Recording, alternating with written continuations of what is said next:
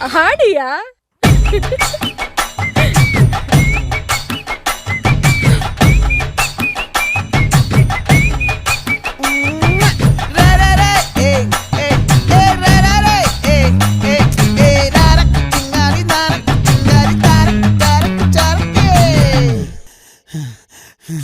விளைஞ்சிருக்கும் என் வெத்தலை கொடி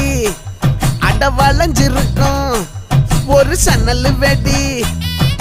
தோட்டா ஒரு கண்ணால தொலைஞ்ச ஒரு பொண்ணால வாகா இந்த வம்பால